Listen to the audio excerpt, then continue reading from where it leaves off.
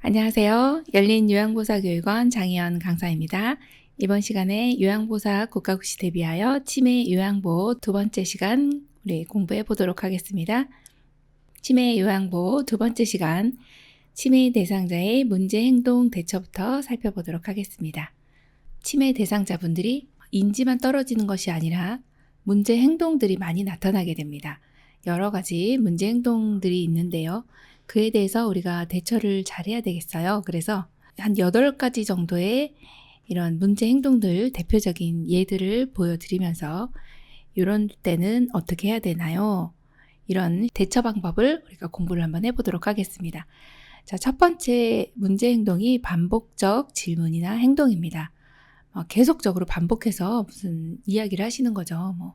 아이고 어머니 뭐 이런다든지 아니면 나 집에 언제 가 아니면은 막 두드린다든지 계속적으로 뭔가 반복되는 행동들을 하시는 거죠. 이럴 때는 어떻게 하나요? 치매 대상자의 주의를 환기시킨다. 이 내용이 시험에는 가장 많이 나왔습니다. 주의를 환기시킨다라고 하는 내용은 시선을 다른 곳으로 분산시킨다.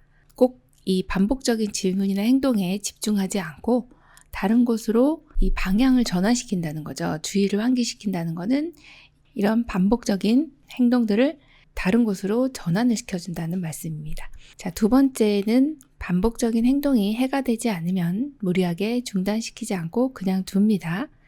자, 세 번째는 똑같은 질문에 대답을 하는 것보다는 다독거리며 안심시켜줍니다. 예를 들어서 이제 똑같은 질문에 같은 말로 반복 설명한다.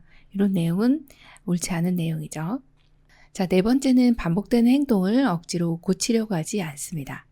다섯 번째는 좋아하는 노래, 과거의 경험 또는 고향과 관련된 이야기를 나누는 내용은 상당히 좋은 내용입니다. 자, 여섯 번째는 단순한 일거리를 제공합니다. 단순한 일거리다 하면은 복잡한 것이 아니라 콩 고르기라든지 나물 다듬기, 빨래 개는 것 이런 것 등을 제공해 주시면 되겠고요. 우리 어르신께서 왜 이렇게 반복적인 질문이나 행동을 하실까요? 그것은 이제 첫 번째는 주변 상황을 인식할 수 없기 때문에 그렇습니다. 자신의 안전을 확인하고 싶은 행동일 수 있다 이렇게 보고요. 두 번째는 자신이 가진 의문에 대한 답을 구하지 못해서 나타나는 행동일 수도 있고 또 세 번째는요, 관심을 얻기 위한 행동일 수도 있습니다. 자, 우리 사례 한번 볼까요? 이 씨의 할머니는 화장실에서 하루 종일 허리끈을 가늘게 꼬아서 묶는 일을 반복하고 있다. 자, 이렇게 허리끈만 꼬았다 풀렸다 하는 이런 행동을 우리는 어떻게 해야 되나요? 보면 콩나물 다듬기 등 소일거리를 제공한다 라고 보시면 되겠고요. 두 번째는 음식 섭취 관련 문제 행동입니다. 기본 원칙 먼저 보겠습니다. 식사 시간과 식사량을 점검합니다. 평상시 체중과 비교하여 영양실조와 비만을 예방합니다. 화를 내거나 대립하지 말고 천천히 드시도록 합니다. 네 번째는 장기적인 식사 거부는 시설장이나 간호사에게 알려주시면 되고요. 다섯 번째는 그릇의 크기를 조정하여 식사량을 조정합니다. 여섯 번째는 좋아하는 대체 식품을 이용해 주시면 좋겠습니다. 그리고 식사하는 방법을 자세히 알려주시면 되겠고요. 일곱 번째는 식소도구를 사용하지 못하는 경우 있습니다. 이때는 이제 손으로 집어 먹을 수 있는 식사를 드리면 되겠고요. 또 음식은 잘게 썰어 주셔야 되고 이제 치매 말기 같은 경우가 시험에 많이 나오죠. 음식을 으깨거나 갈아서 주스로 만들어 주시면 되겠습니다. 또 이제 가끔 위험한 물건을 가지고 계시면서 이것을 빼앗기지 않으려고 하시는 경우들이 있어요. 이럴 때는 좋아하는 간식과 교환해 주시면 되겠습니다. 자, 그리고 마지막 10번째는요. 먹고 난 식기를 그대로 두거나 매 식사 후에 달력에 표시하게 해서 식사한 것을 알게 해주시면 되겠습니다. 자, 음식 섭취 관련 문제 행동의 사례 한번 보겠습니다. 강씨 어르신은 음식을 먹고도 밥을 안 준다고 음식을 계속 달라고 한다. 이럴 때는 어떻게 하면 될까요? 먹은 그릇을 확인시켜 주시고 달력에 스스로 드셨다는 것을 체크하게 해주시면 되고요. 또 김씨 어르신의 예를 보면 금방 식사를 했는데 먹지 않았다고 밥을 달라고 계속 재촉합니다. 자, 이럴 때는요. 어르신 지금 식사 준비하고 있으니 조금만 기다리세요 라고 하면 어르신이 참고 기다리실 수가 있습니다. 자, 음식 섭취 관련 문제 행동은 왜 나타나는 걸까요? 첫 번째로 시간 개념의 상실로 식사한 것을 잊었거나, 이것은 이제 진압력도 상실이 됐을 뿐만 아니라 인지가 많이 저하되었기 때문에 드신 것을 잊어버려요. 이것을 이제 최근 것을 잊어버린다, 단기 기억 장애로 보시면 되고요. 심리적인 불안감으로 과식, 폭식 또는 배고픔을 호소합니다. 그러니까 너무 많이 드시거나 너무 안 드시거나 이런 것도 음식 섭취 관련 문제 행동이 되겠고요. 또 음식물인지 구별하지 못하기 때문에 손에 만져지는 것은 입으로 다 들어가는 겁니다. 이것을 이제 음식이 아닌 것을 드시는 이런 상황을 이식증, 달을 이를 써서요. 음식이 아닌 것을 먹는 증상을 이식증이다 이렇게 이야기를 하죠. 이것이 바로 음식 섭취 관련 문제 행동이 나타나는 주된 이유라고 보시면 되겠습니다. 세 번째는 이제 수면 장애입니다. 잘 주무셔야 이제 모든 낮 동안에 있었던 일들이 기억이 정리가 되고 스트레스도 해소가 되고 또 신체의 근육이라든지 신경세포들이 재생이 되고 원래 위치를 찾아가는 것이 수면인데요. 수면 장애가 이제 나타나는 경우가 있습니다. 이때는 어떻게 해주시면 되느냐 보겠습니다. 첫 번째는 수면 상태를 관찰하고 잘 주무실 수 있도록 온도라든지 습도, 조명 이런 것들을 시끄러우면 안 되겠죠. 소음 이런 것을 잘 조정을 해주셔서 적절한 수면 환경을 만들어 주시면 되겠고요. 두 번째는 규칙적인 생활을 할 수 있도록 알맞은 하루 일정을 만들어 주시면 좋습니다. 항상 어르신은 이제 규칙적인 생활이 어르신에게는 이제 혼돈을 일으키지 않고 건강을 유지할 수 있는 그런 또 방법 중에 하나입니다. 세 번째는 밤낮이 바뀌어서 낮에 졸면 절대 막 이불을 깔아준다든지 푹 주무시게 한다든지 이렇게 해주시면 안 됩니다. 그럼 어떻게 해야 될까요? 말을 걸어서 자극을 주시면서 주무시지 못하도록 가급적이면 밤에 주무실 수 있도록 도와주셔야 되기 때문에 낮에 너무 숙면을 취하시면 안 되겠습니다. 그래서 치매 대상자가 낮에 졸면 휴식을 취하게 한다. 이거는 틀린 내용이겠죠. 네 번째 보시면 오후와 저녁에는 카페인이나 알코올이 든 음료를 주지 않습니다. 카페인이라고 하면은 대표적인 것이 커피인데 우리는 너무 잘 알기 때문에 커피는 거의 시험에 내질 않습니다. 그러면 카페인이 들어있는 음료, 따뜻한 홍차, 따뜻한 녹차 이것도 카페인이 들어있기 때문에 주시면 안 되는 걸로 기억을 해주시고요.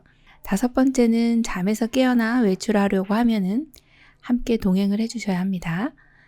자, 그리고 낮 동안에는 산책 너무 좋은 운동이죠. 산책과 같은 야외 활동을 하시면서 운동을 충분히 해주시면 밤에 수면 양상이 좋아집니다. 또 이제 혈관성 치매에 걸리면 뇌순환 장애로 인해서 수면 장애가 자주 나타나게 됩니다. 많이들 아시겠지만 혈관성 치매는 뇌혈관에 문제가 생겨서 막히거나 뇌경색이죠. 터지거나 뇌출혈 이러한 뇌졸중으로 인해서 오는 치매를 이제 혈관성 치매다 이렇게 보고 있습니다. 그래서 혈관에 문제가 생겼기 때문에 뇌순환이 장애를 일으킬 수 있습니다. 이로 인해서 수면 장애가 자주 나타나는 걸로 보시면 되겠습니다. 네 번째 문제 행동 보겠습니다. 배회인데요. 배회는 아무런 계획도 없고 목적지도 없이 돌아다니는 것을 배회라고 하죠. 우리 배회하는 어르신들은 어떻게 도와야 되는지 한번 보겠습니다. 초조한 표정으로 돌아다니시는 경우 이제 곧 밖으로 나갈 것이다 라고 하는 것을 염두에 두시면 되겠고요. 두 번째는 규칙적으로 시간이나 장소를 알려주어서 현실감을 유지하도록 합니다. 자, 그리고 세 번째는 활기찬 활동으로 바쁘게 생활하도록 도와주시면 되겠고요. 네 번째는 이제 안절부절 못한다든지 서성이시는 경우는 신체적인 욕구가 있을 수 있어요. 그래서 이런 것을 우선적으로 해결해 주시면 되겠습니다. 또 나왔네요. 다섯 번째, 단순한 일거리 맞습니다. 우리 어르신을 복잡한 일거리 나오면 그 내용은 틀린 내용입니다. 복잡한이 나오면 어르신이 이 일을 잘 수행할 수도 없고 그리고 혼란을 일으킬 수 있기 때문에 어르신은 항상 단순한 일거리, 단순한 작업 그런 내용이 어르신께 더욱더 이제 효과적으로 이 배회를 감소시킬 수 있는 내용입니다. 자, 그리고 집 안에다가 배회 코스를 만들어 주셔야지 밖에다 만들어주시면 나가세요. 우리 어르신들이 배회하시는 분들은 조심하셔야 할 것이 밖에 나가시면 길을 못 찾으시고 막 헤매고 돌아다니시다가 결국에는 집도 못 찾아오시고 주소도 모르세요. 본인 이름도 기억을 못 하시는 경우가 많은데 그러다 보면 실종 사고가 많이 일어납니다. 그래서 배회하시다 보면은 어르신 막 산에서 찾아오고 이러잖아요. 잘못하면 장례를 치르실 수 있습니다. 굶으시고 막 산속에서 며칠 계시다 보면은 위험할 수 있죠. 그래서 우리 집 안에다가 반드시 배회꽃을 만들어 주셔야 되겠습니다. 자, 6번째는 관련 기관에 미리 협조를 구하고 신분증을 소지하도록 합니다. 관련 기관이라고 하면 이제 경찰서에 지문을 등록해 주시면 어르신 찾는데 우리 시간과의 싸움이잖아요. 그래서 빨리 찾으실 수가 있고 또 신분증 소지하시면 좋은데 본인이 이것을 이제 소지를 하시다가 버리실 수도 있고 합니다. 그래서 이름표를 주소와 이름, 전화번호, 연락처 같은 것을 옷에다 꿰매 주시면 좋습니다. 자, 그리고 7번째, TV나 라디오를 크게 틀어놓지 않습니다. 이렇게 크게 틀어놓으면 포위되었다라고 생각하실 수가 있으니까요. 또 집안을 어둡게 하지 않습니다. 자, 집안을 어둡게 해놓으면 이렇게 배회하시는 분은 자꾸 돌아다니시는데 걸려 넘어질 수가 있죠. 낙상 위험이 있기 때문에 집안을 어둡게 하지 않습니다. 자, 8번째는 현관이나 출입문에 벨을 달아놓습니다. 출입 가능한 모든 곳에 문을 잠급니다. 심지어는 창문도 닫아 놓으셔야 되겠죠. 자, 9번째는 고향이나 가족에 대한 대화를 나누는 내용. 너무 좋은 내용이네요. 그래서 관심을 다른 곳으로 돌린다. 이 내용은 주의를 환기시켜준다. 이 내용하고 동일합니다. 사례 한번 보겠습니다. 첫 번째, 아들의 밥을 해주러 가야 한다고 밖으로 나가려고 한다. 이때 아유, 우리 어르신 콩자반 우리 만들까요? 하면서 콩 고르기 한번 해보겠습니다. 이렇게 얘기하시면은 어르신 나가는 것을 이제 잠시 잊어버리시는 거고요. 자, 두 번째 사례 보시면 요양시설에 입소해 있는 이씨 어르신은 저녁 무렵이 되면 집에서 애들이 기다린다고 나가려고 합니다. 자, 이때 우리 어르신 시장 가서 반찬거리 사올까요? 주의 환기시켜 주신 내용이죠. 그리고 산책은 너무 좋은 운동입니다. 산책하였고 다시 요양시설로 돌아오면 다른 직원이 반갑게 맞아주셨다고 하는 거죠. 네, 이렇게 잘 해결해 주시면 되겠습니다. 네, 5번째는 의심, 망상, 환각입니다. 의심하는 거, 이것은 이제 도둑망상이라고도 하고 의심망상이라고도 하는데 훔쳐갔다고 하는 거죠. 의심하는 거죠. 내 물건을 가져갔네. 또 망상이라고 하는 것은 잘못된 믿음이죠. 환각 증상 같은 경우는 이제 선망의 일종이라고 보시면 되는데 우리가 이제 좋은 내용은 아닌데 이 환각 상태는 마약을 먹거나 막 감기약이 독한 약을 먹으면 정신이 몽롱하잖아요. 그런 상태를 환각 상태라고 하거든요. 근데 어르신이 지금 환각 상태라고 하는 것은 선망이 와서 헛것을 보고 느끼고 듣고 하는 내용이라고 보시면 되겠어요. 자, 이럴 때는 우리 어떻게 해야 되는지 한번 볼까요? 기본 원칙 첫 번째, 보고 들은 것에 대해 부정하거나 다투지 말고 감정을 이해하고 수용합니다. 두 번째는 침해 대상자의 말이나 행동 등을 조롱하지 말고 귓속말하지 않습니다. 세 번째는 잃어버렸다는 물건을 찾은 경우 비난하지 않습니다. 아무 일도 아닌 것처럼 행동하시면 되겠습니다. 네 번째는 규칙적으로 시간과 장소를 알려주어 현실감을 유지하도록 합니다. 5번째는 모든 행동에 대해 간단히 설명해주고 도움을 주려고 한다는 확신을 갖게 해주시면 됩니다. 두 번째는 이제 돕는 방법입니다. 우리 어르신이 이제 의심망상, 도둑망상이 있을 때요. 이제 물건 잃어버렸다고 하시는 거죠. 그럴 때는 어르신 안경 잃어버리셨어요.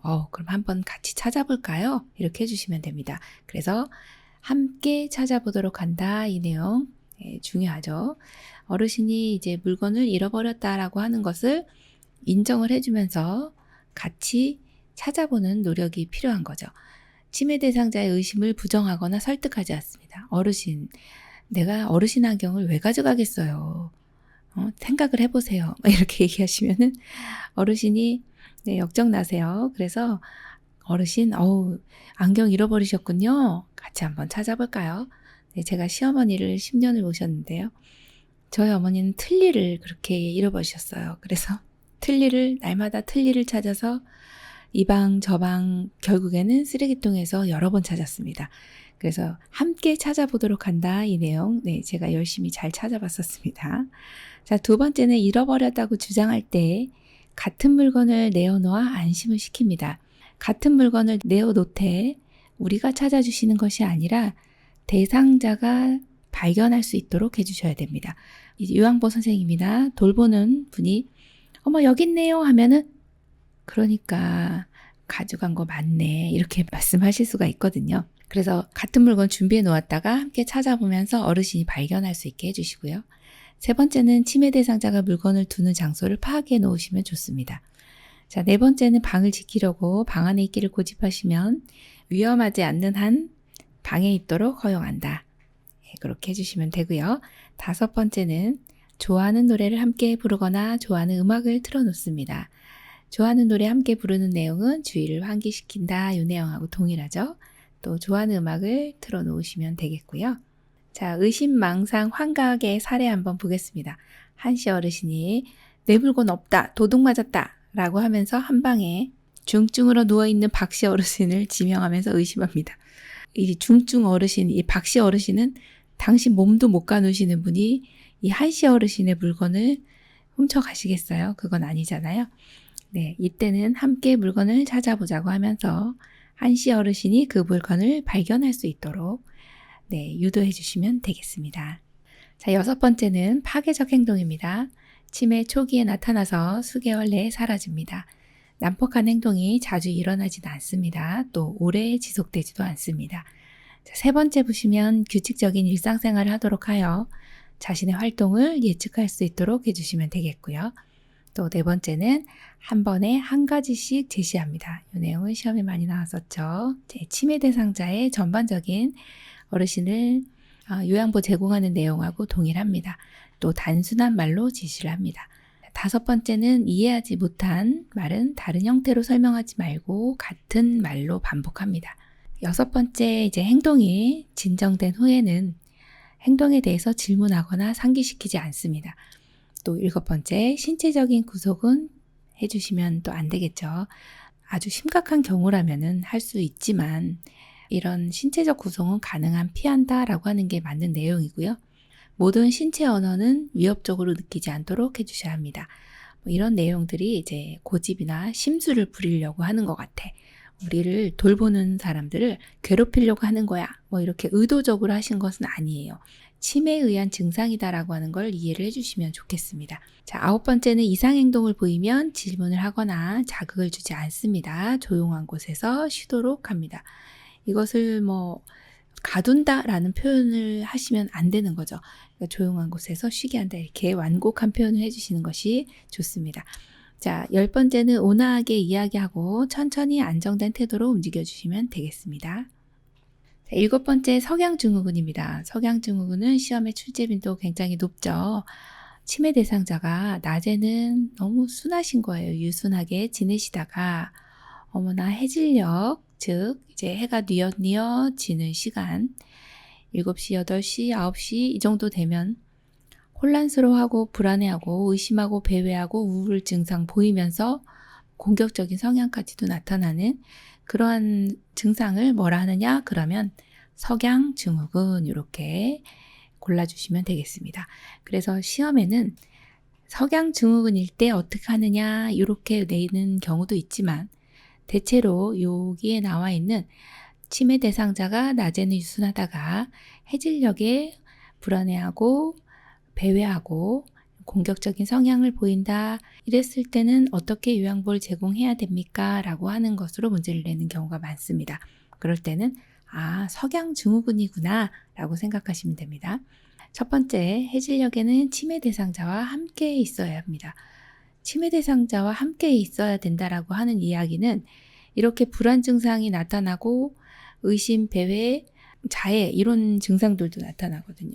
그러면 본인 몸을 막 해하기도 하기 때문에 지금 치매 대상자의 안전을 위해서 꼭 함께 있어 주셔야 하는 거 기억을 해주시고요. 두 번째는 치매 대상자가 좋아하는 소일거리 좋죠. 자, 그 다음에 애완동물 애완견, 또 고양이 또 이쁘죠? 같이 있으시면 좋습니다. 자, 세 번째, 낮 시간에 움직이거나 활동하게 해주시면 되겠고요. 네 번째는 신체적인 제한을 하지 않는다. 이 내용은 전체 과정에 있어서 동일한 내용입니다. 이렇게 되면 이제 화내고 고집부린 행동을 더욱 악화시키는 행동이 되겠습니다. 자, 석양증후군 다섯 번째는 인형, 애완동물, 옛날에 좋아했던 일을 하게 해주시면 좋습니다. 또 치매 대상자를 항상 우리가 관찰할 수 있는 곳에서 활동을 하도록 하고 친구가 되어주시면 좋습니다. 자, 일곱 번째, 대상자와 산책을 하는 내용도 좋습니다. 자, 여덟 번째는 따뜻한 음료수를 마시게 해주시면 어르신이 심신이 좀 안정이 됩니다. 등 마사지도 이완을 시켜주는 효과가 있고 또 좋아하는 음악을 틀어주시면 됩니다. 대신에 음악은 너무 크게 틀어주시면 안 되는 거 기억해 주시고요. 자, 아홉 번째는 TV를 켜놓습니다. 이걸 이해 못하실 수도 있지만 TV를 켜놓거나 조명을 밝게 해주는 내용은 석양증후군일 때는 이 내용을 반드시 기억을 해주셔야 되죠. 왜 그럴까요? 어두우면서 이런 불안 증상이 나타났기 때문에 밝으면 이 증상이 좀 줄어듭니다. 그래서 TV를 켜두시면 밝아지죠. 조명을 켜두시면 밝습니다. 그래서 석양증후군의 이 증상이 좀 완화될 수 있다. 이렇게 봅니다. 자, 마지막 여덟 번째는 부적절한 성적 행동인데요. 이 치매 대상자는 보통 성 자체는 관심이 없다는 것을 좀 우리가 알고 계셔야 하고요. 자, 두 번째는 부적절한 성적 행동의 관련 요인을 관찰하고 때때로 행동 교정이 도움이 됩니다. 세 번째는 이제 노출증을 감소시키기 위해서 벌과 보상을 적절히 사용합니다.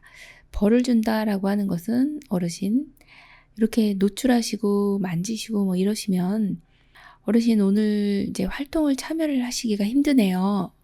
아니면 어르신이 이제 노출을 하루에 10번 하시다가 5번 하셨어요. 그럴 때는 아유 많이 줄어드셨네요 하면서 보상을 해주시는 거죠. 간식 하나 드리겠습니다. 이렇게 해주시면 되겠죠. 자, 네 번째는 이상한 성행위가 약물 복용 때문에 유발될 수도 있습니다.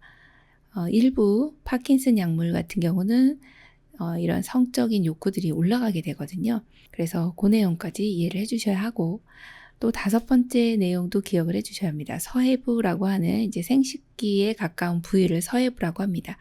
가려워서 혹은 발진이 있거나 혹은 목욕을 하고 싶어서 이렇게 바지를 벗을 수도 있다.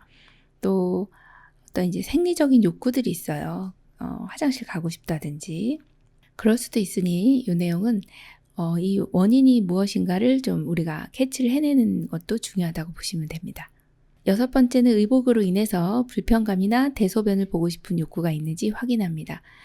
일곱 번째는 옷을 벗거나 성기를 노출한 경우에 우리가 어머머머 어떡해 막 이러면서 네, 너무 호들갑을 떨어주시면 어르신이 더 즐길 수가 있습니다. 그래서 안 되고요. 자, 당황하지 말고 옷을 입혀주시면 됩니다. 아무 일도 없었다는 듯이. 자, 여덟 번째는 부적절한 행동을 멈추지 않으면 좋아하는 것을 가져간다고 경고할 수 있습니다. 간식이 없어요. 이렇게 이야기할 수 있는 것이죠. 자, 아홉 번째는 성적으로 관심을 보이면 공공장소에 가는 것을 삼가고 방문객은 제한해야 됩니다. 자, 열 번째는 심한 경우 시설장이나 간호사에게 알리고 상의해 주셔야 되는 내용입니다. 자, 세 번째 단어는 치매 대상자의 의사소통이네요. 이제 치매라고 하면은 치매가 초기, 중기, 말기 이렇게 진행이 되죠. 그러면 치매 초기이신 분과 중기, 말기는 이 소통의 방법이 각각 다르게 적용을 해주셔야 됩니다. 자, 그러면 의사소통의 기본 원칙을 한번 살펴보겠습니다. 일단 이 의사소통이라고 하면 가장 우리가 많이 하는 방법이 언어적인 의사소통이죠. 그리고 비언어적인 의사소통. 자, 언어적인 의사소통을 할 때는 대상자의 신체적 상태를 먼저 파악합니다. 막연한 질문보다는 구체적인 질문을 합니다. 어디 불편한 곳이 있으세요? 라기보다는 신체 부위를 짚어가며 여기가 아프세요? 이렇게 무릎을 짚어가며 어깨를 짚어가며 여기가 아프세요? 이렇게 물어보시면 좋습니다. 자, 두 번째는 대상자를 존중하는 태도와 관심을 가집니다. 비협조적인 경우에 어르신 부탁합니다. 부탁드립니다. 이렇게 하면 웬만하면 들어주세요. 그리고 협조를 잘하셨어요. 그러면 잘하셨습니다. 맞습니다. 감사합니다. 이렇게 격려의 말 해주시면 어르신도 우리가 존중해 주는 만큼 어르신도 우리를 존중해 주시거든요. 자, 언어적인 의사소통의 세 번째 내용은 대상자가 이해할 수 있도록 말합니다. 대상자가 의심하면 부정하거나 설득하지 않고 함께 찾아보도록 해주시고, 또 네 번째는 대상자의 속도에 맞춰줍니다. 음조로 대상자의 속도에 맞추고 대상자가 반응할 때까지 기다려 주셔야겠고요. 자, 다섯 번째는 우리 요양보 선생님들께서 좀 어르신들한테 실수를 할 수 있는 부분이 어린아이 대하듯 하시는 경우가 많습니다. 아유, 우리 어르신 밥 먹었자요? 뭐 이런 식으로. 아유, 쭈쭈쭈 잘했자요? 뭐 이렇게 해주시는 거. 친밀감을 좀 줄 수는 있지만 어르신이 나를 애기 취급하는구나. 나는 이제 점점 어린아이가 되어가고 있구나. 이렇게 생각하실 수가 있습니다. 그래서 반드시 존칭어를 사용하시고 명령어나 부정형 문장보다는 긍정형 문장을 사용해 주시는 것이 좋습니다. 자, 그리고 여섯 번째, 반복적으로 설명합니다. 이렇게 왜? 라는 질문은 우리가 어르신과 대화할 때는 이런 질문보다는 설명하는 것이 좋습니다. 왜? 라고 하면 어르신이 대답을 하셔야 되는데 논리적이시지가 않아요. 논리적이지 않기 때문에 왜 그러셨어요? 그러면 내가 왜 그랬지? 그냥 이렇게 어르신이 이전에 했던 행동들이 혹은 어떤 설명들이 내가 이해를 못했다 해도 이것을 논리적으로 난 이래서 이해를 못했네 라고 설명을 못합니다. 그래서 질문보다는 우리가 설명을 하고 네, 아니요로 답할 수 있도록 질문합니다. 그럼 어떻게 하는 질문이 이런 질문이냐 보면 어르신 아침 드셨어요? 이렇게 그러면 네, 점심 드셨어요? 아니요. 이렇게 답할 수 있도록 질문해 주시면 되겠습니다. 그리고 대명사보다는 명사를 사용해 주시는 것이 어르신이 더 단어를 오랫동안 기억하실 수가 있어요. 어르신, 여기 앉으세요. 여기가 어디야? 이렇게 생각하잖아요. 그럼 어르신, 의자에 앉으십시오. 이렇게 해주시면 되겠죠. 자, 그래서 명사를 이용해 주시는 내용이 훨씬 더 좋은 내용이고요. 일곱 번째는 간단한 단어나 이해할 수 있는 표현을 사용합니다. 자, 그리고 한 번에 한 가지씩만 질문합니다. 또 설명도 한 번에 한 가지씩만 합니다. 이 내용은 여러 번 출제됐었고요. 그리고 간단 명료하며 쉽고 짧은 문장을 사용합니다. 여덟 번째는 대상자에게 한 번에 한 가지씩 설명합니다.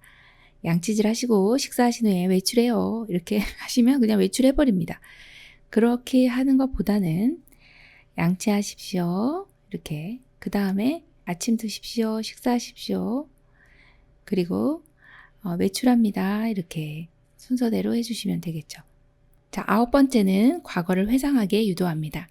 옛날에 즐겨 부르던 노래, 긍정적인 예니를 회상하는 것 너무 좋습니다. 예전 기억을 회상하는 것은 어르신에게 긍정적일까요? 부정적일까요? 네, 긍정적인 내용으로 보시면 됩니다. 과거를 회상하게 한다.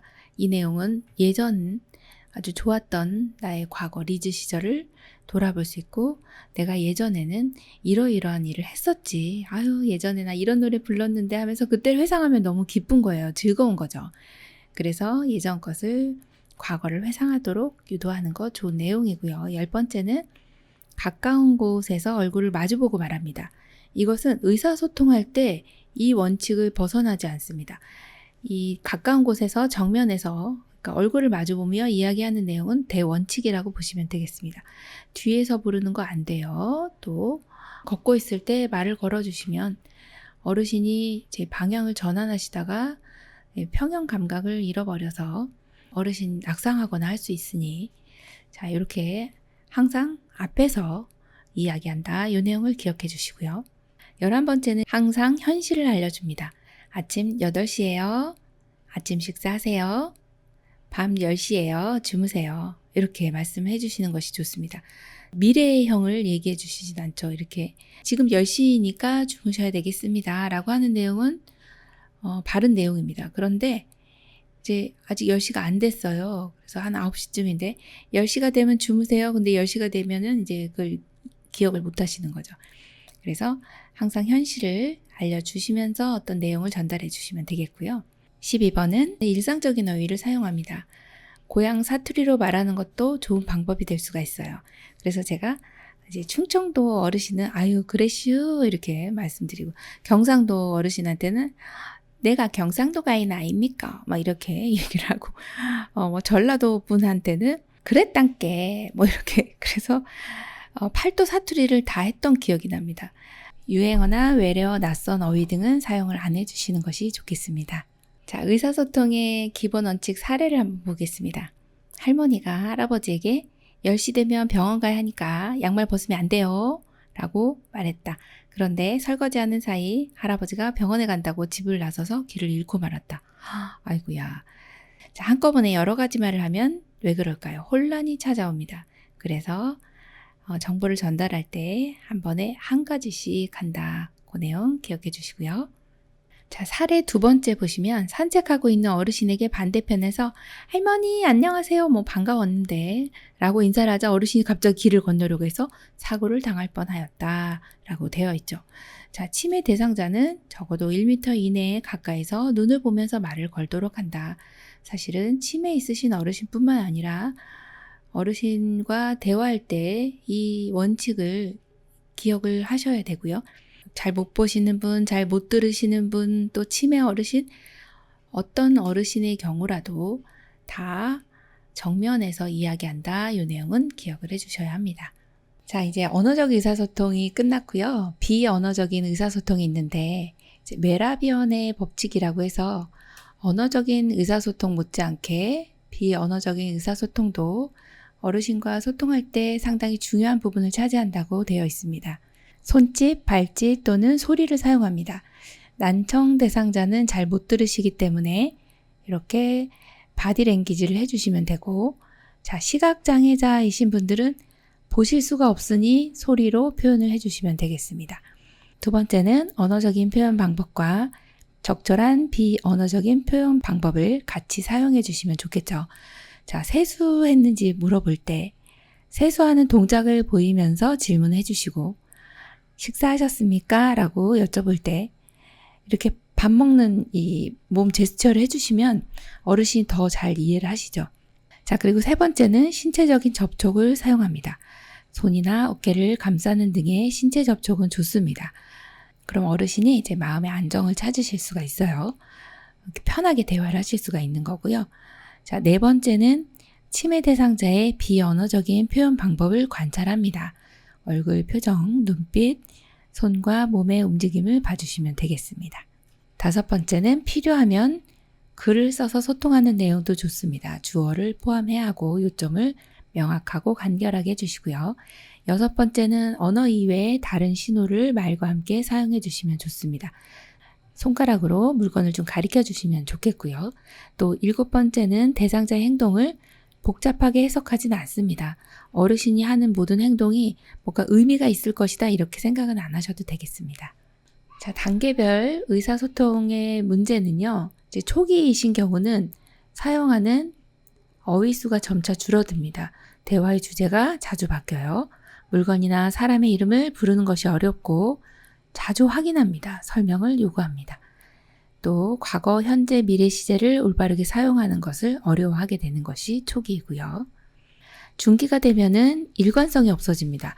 애매모호한 내용을 이야기하시게 되고 또 대화의 주제가 제한되고 말이 끊겨집니다.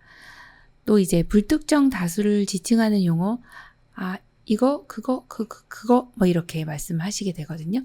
그런 사용이 증가하게 됩니다. 네 번째는요, 올바른 이름을 지칭하지 못하는 명칭 실어증을 보이게 됩니다. 명칭을 기억하지 못하네요. 자, 명칭을 기억하지 못한다. 명칭 실어증은요, 중기 요거 기억을 해 주셔야 되겠죠. 그러니까 책상, 의자, TV 이런 것들을 잘 지칭을 못하게 되기 때문에 지금 위에서 보시는 바와 같이 불특정 다수를 지칭하는 그러한 대명사들을 사용하게 되는 것이죠. 자, 이제 말기가 되면 발음이 부정확하여 의사소통을 유지하는 데 어려움이 있습니다. 시선 맞추는 것이 어렵죠. 또 말도 없어집니다. 이러한 것을 무언증이다. 무 없을 무, 언어가 없어지네, 말이 없어지네, 무언증입니다. 점점점 이렇게 되시는 거죠. 또 앵무새처럼 상대방의 말을 그대로 따라하는 이러한 현상들이 나타나게 되는 것이 말기입니다. 그래서 말기 때는 두 가지를 기억을 해주셔야 돼요. 무언증과 앵무새처럼 상대방의 말을 그대로 따라하는 증상. 자, 그럼 초기 때는 어떻게 해야 될까요? 간단한 언어로 구체적으로 표현해 주셔야 되겠습니다. 자, 중요한 내용은 반복을 해주시는 것이 좋겠고요. 또 대상자가 요청하기 전에 미리 설명합니다. 요청하기 전에 방법과 정보를 제공해 주셔야 합니다. 또 대상자가 응답할 시간을 충분히 줘야 합니다. 자, 이미 초기 치매가 시작이 됐기 때문에 응답하려면 뇌에서 신경세포들이 막 이제 연결되면서 뭔가 작용을 해야 되죠. 그래서 대답할 만한 시간, 응답할 시간이 예전하고는 틀려지는 거죠. 그래서 시간을 좀 여유 있게 기다려 주실 수 있어야 됩니다. 응답을 기다려 주실 수 있어야 된다 이렇게 보고요. 중기가 되면 대상자와 눈을 마주치며 이야기해 주시는 내용이 중요합니다. 자, 두 번째는 대상자에게 친숙한 물건을 활용하고 물건마다 이름표를 붙여줍니다. 왜 그럴까요? 중기 때는 명칭 실어증이 나타나기 때문에 모든 물건에 이름표를 붙여준다. 그러면은 맞는 내용입니다. 자, 세 번째는 반응할 때까지 기다리고 반복하여 질문하고 대화 주제를 갑자기 바꾸시면 안 되겠고요. 네 번째는 대상자의 행동을 개인적인 의미로 받아들이지는 않습니다. 마지막 이제 말기 대상자는요. 대상자의 이름을 부르면서 마주보면서 정면에서 이야기합니다. 왜 그럴까요? 이제 말기가 되면 가장 오랫동안 기억했던 이 장기 기억이라고 하는 것이 있습니다. 장기 기억은 건강할 때 기억했기 때문에 비교적 오랫동안 유지가 됩니다. 내가 가장 오랫동안 기억하고 있었던 것이 뭘까요? 내 이름입니다. 그런데 이름을 기억을 못 하시는 게 말기이기 때문에 이름을 부르면서 의사소통을 한다. 이 내용이 이제 말기 때는 꼭 들어가야 되는 내용이고요. 그리고 이제 말기 되시면 뭐 의식도 없는 것 같고 말도 없고 하니까 뭐 못 듣겠지라고 생각하면서 대답 안 하시니까 그냥 아무 말도 안 하고 뭐 이렇게 요양볼 제공해 주시면 안 되고 응답하지 않더라도 계속해서 이야기하며 모든 것을 듣고 있다고 가정합니다. 사실 이제 청력이라고 하는 것이 임종시에도 마지막까지 남아있는 감각 기능은 무엇이냐? 그럼 청력이잖아요. 그래서 듣고 있다라고 가정을 하고 대화를 해주셔야 됩니다. 자, 그리고 세 번째는 방 안에 아무것도 없는 것처럼 이야기하시면 안 되겠죠. 투명인간 처리하지 않는다. 그 중요한 내용입니다. 자, 네 번째는 신체적 접촉은 적절히 해주시고 대상자가 말하는 모든 것에 반응합니다. 왜냐하면 이 치매 말기 때는 어르신이 말씀하는 것을 잊어버리시잖아요. 그러면 무언증이라고 하는 것이 있잖아요. 말을 못 하시는 분이 지금 말을 하신 거죠. 오, 네. 그러면 어머 어르신 말씀 참 잘하시는군요. 뭐가 필요하셨군요. 이런 내용이 들어가는 것입니다. 자, 그리고 대화가 끝난 뒤에는 항상 마무리 인사 너무 중요하죠. 네, 마무리 인사 해주시면 되겠습니다. 저도 끝나고 마무리 인사를 합니다.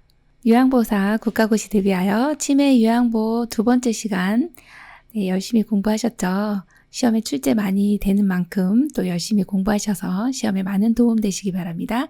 열린 요양보호사 교육원 장희영 강사였습니다. 감사합니다.